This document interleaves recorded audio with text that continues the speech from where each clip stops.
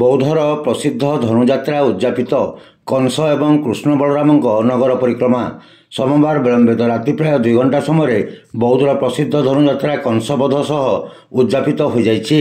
ରାତି 8 ଘଣ୍ଟା ସମୟରେ କଂସ ମହାରାଜ ବାଣାସୁର, ଶିଶୁପାଳ ଓ ଜରାସନ୍ଧଙ୍କ ସହ ସ୍ୱତନ୍ତ୍ର ବିମାନରେ ବୁଟୁପାଲିଠାରୁ ବାହାରି ନଗର ପରିକ୍ରମା କରି ଧନୁଯାତ୍ରା ସ୍ଥଳରେ ପହଞ୍ଚିଥିଲେ।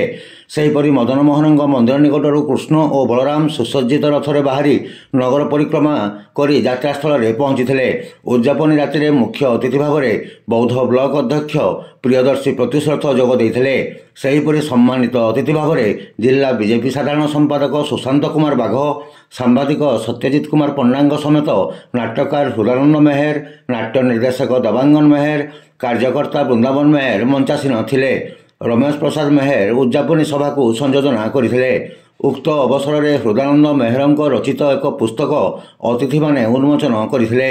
ବିଳମ୍ବିତ ରାତିରେ କଂସବଧ ନାଟକ ମଞ୍ଚସ୍ଥ ହୋଇଥିଲା ଓ କଂସବଧ ନାଟକ ଦେଖିବାକୁ ସହସ୍ରାଧିକ ଦର୍ଶକଙ୍କ ସମାଗମ ଭୈରବୀ ପଡ଼ିଆ ନିକଟରେ ଦେଖିବାକୁ ମିଳିଥିଲା।